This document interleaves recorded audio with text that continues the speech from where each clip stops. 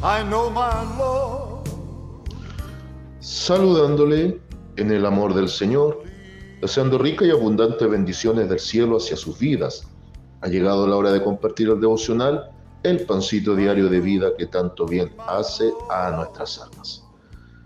Cerramos nuestra sección de un tema en 3 partes y lo vamos a cerrar bajo el siguiente título: Haciendo las cosas en el Señor. Haciendo las cosas en el Señor. En esta final sección de 1 Corintios capítulo 7, vale decir, desde el versículo 32 al versículo 40, Pablo va a cerrar magistralmente esta sección tocando varios puntos importantes, incluyendo el posible divorcio. Bien, entonces voy a leer la palabra del Señor en el nombre de nuestro amado y bendito Señor Jesucristo, y dice así, de esta manera: Quisiera pues que estuvieseis sin congoja. El soltero tiene cuidado de las cosas del Señor, de cómo agradar al Señor. Pero el casado tiene cuidado de las cosas del mundo, de cómo agradar a su mujer. Hoy hay asimismo diferencia entre la casada y la doncella. La doncella tiene cuidado de las cosas del Señor, para ser santa así en cuerpo como en espíritu.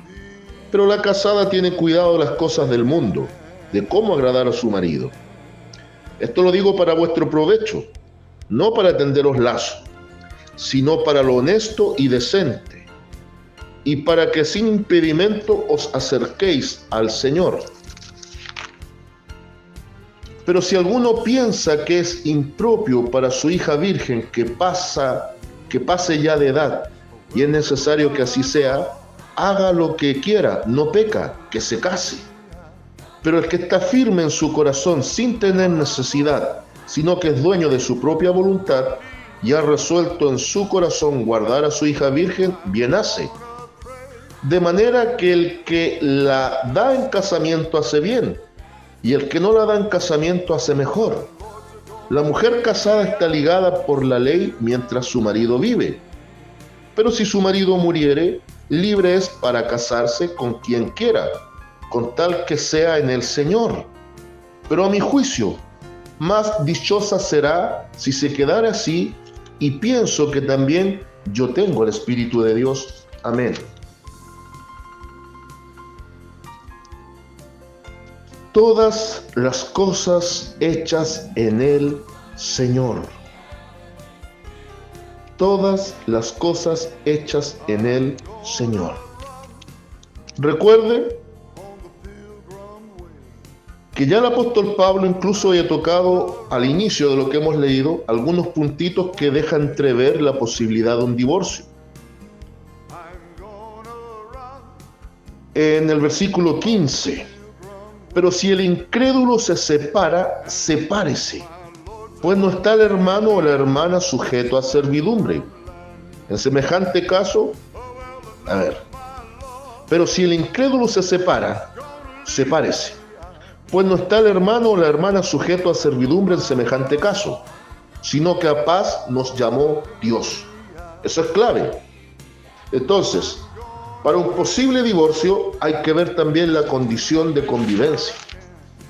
Si es una guerra constante, si es una lucha sin cuartel, si ya no hay comprensión ni entendimiento, se abre esa puerta. Ahora, bajo el contexto de la enseñanza del Divino Maestro en San Mateo 19, por ejemplo, Él da a entender que en el corazón de Dios, en su ideal, Él no desea el divorcio, pero lo tuvo que permitir, y lo dice el Maestro, por la dureza del corazón humano. Es que Dios también para Israel lo reguló por medio de la ley de Moisés. Pero reguló dos cosas: carta de repudio y divorcio. Y cuando se comete adulterio, cuando solo se convive en carta de repudio, pero no en divorcio como tal. Por eso que el que se casa con la repudiada, o el que se junta, más bien dicho, con la repudiada, adultera. Bien, ahora, hay otro factor clave. En el Señor, Cristo dijo, lo que Dios ha unido, no lo separa el hombre. Pregunta, ¿todo matrimonio es unido por Dios? ¿O hay matrimonios que surgen bajo mi propio pensamiento? Por eso es clave lo segundo que presenta aquí el apóstol Pablo, si toca abordar la temática del divorcio, lo cual no es el devocional. Me remito a eso. Ya hay devocionales en los cuales he hablado del divorcio. Pero aquí hay un factor clave. El 39. La mujer casada está ligada por la ley mientras su marido vive. Claro, obviamente la muerte del cónyuge da la libertad plena por viudez. Y ahora el viudo o la viuda ve si se casa o no. Es un tema de conciencia. Pero ya he presentado ciertas salvedades que permitirían un divorcio como tal en medio de lo que fue un matrimonio. Pero ojo aquí, la mujer casada está ligada por la ley mientras su marido vive. Pero si su marido muriere, libre es para casarse con quien quiera, con tal que sea en el Señor. Vale decir, todo debe ser hecho en el Señor. El soltero, cásese en el Señor para evitar problemas futuros. Los que están casados vivan el matrimonio en el Señor para que sea más llevadero. Y los viudos, si se van a casar, cásense en el Señor. Entonces, viene una lógica de pensamiento a mí. Primera lógica, todo matrimonio es unido por el Señor, ya que dice, lo que Dios ha unido no lo separa el hombre. ¿Qué pasa cuando alguien se casó por un capricho, por una pasión desenfrenada y no por un amor genuino? ¿Qué pasa cuando aventurada y locamente una pareja de jóvenes se enlazan conyugalmente? ¿Están ciertos que se casaron en el Señor? ¿Y están ciertos que se casaron unidos por Dios? ¿Que es un matrimonio que Dios aprobó desde el cielo? Si todo matrimonio fuese en el Señor, y si todo matrimonio ha sido unido por Dios, jamás vendría la separación. Eso es lo ideal. Pero ¿qué pasa en la situación real? Cuando aparece un divorcio, cuando la relación se hace insostenible, cuando hay guerra en vez de paz, conflicto continuo, hijos traumados, golpes, engaños y un largo etcétera. ¿Qué pasa ahí? ¿Que el matrimonio va a estar condenado a estar siempre aunque se maten? Son preguntas de peso, con respuestas a criterio. Me atrevo a decir que no todo matrimonio primero es en el Señor, porque a veces es en mi propio deseo y pensamiento, y que no todo matrimonio está unido por el hombre. Por ende, el matrimonio que es unido por Dios no lo separa el hombre.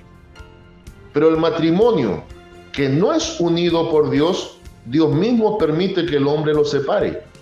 ¿Cómo es eso? Dios reconoce como legal un matrimonio en el cual Él pone la bendición cuando se establece el vínculo a través de la parte civil. Pero así como Dios reconoce lícito un matrimonio por la parte civil, también puede reconocer lícito un divorcio también por la parte civil. El pecado es cuando no hay cosas arregladas y están en concubinato, conforme a lo que presenta también el apóstol. Y la consejería es bien interesante.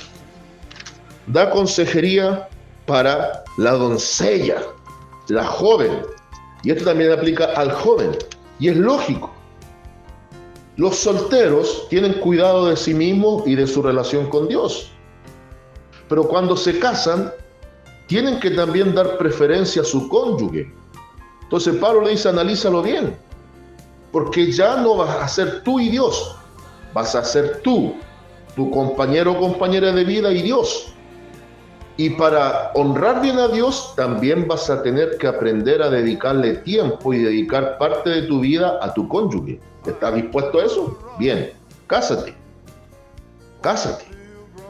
Ahora, si la mujer incluso da consejo para la que está quedando solterona, y Pablo aquí obviamente bajo el concepto de aquellos tiempos, también tiene en su mente la idea de la ley, en donde muchas veces los matrimonios eran arreglados por los padres. En esos tiempos tenían mucho que ver los padres de con quién se casaban sus hijas. Hoy por hoy hay jóvenes que todavía no llegan a una edad madura de pensamiento y ya están pensando en casarse, y a veces los padres son los últimos que se enteran de la decisión. Han cambiado los tiempos.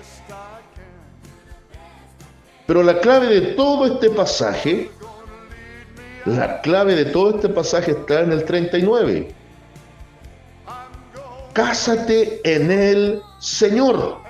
Haz las cosas en el Señor. Nos ahorramos tremendos dolores de cabeza y aflicciones cuando hacemos las cosas en el Señor. Entonces, conclusión. En este tremendo pasaje de esta carta, en el capítulo 7, Pablo toca los puntos medulares del matrimonio. Cómo poder conllevarse, cómo poder vivir y cómo poder optimizar desde la visión matrimonial nuestra relación con Cristo. Y cierra dando la clave. Todo tiene que ser en el Señor. Lo que yo piense, lo que yo determine, lo que yo decida, debe también ser filtrado bajo la voluntad de Dios respecto al asunto. No hay cosa peor que casarse apurado sin analizar los pasos que voy a dar. Pero también da la chance el apóstol, así como la dio primero el maestro, de dejar una salida en caso de. La primera salida, si no es un matrimonio unido por Dios, sí da la impresión de lo que lo puede separar el hombre. ¿Cuándo es pecado? Cuando no están los papeles y las cosas arregladas para una nueva convivencia matrimonial. Y nada estoy hablando de si los recasados pueden ministrar, porque eso sería tema para otro devocional. Y la segunda parte clave es acá. Ya sea que te cases, o sea lo que hagas, hazlo bajo la voluntad y dirección de Dios. Es decir, todas las cosas hagámoslas en el Señor. Saludos de paz, amor y bendición desde Longavia a cada uno de ustedes. And I know my Lord's gonna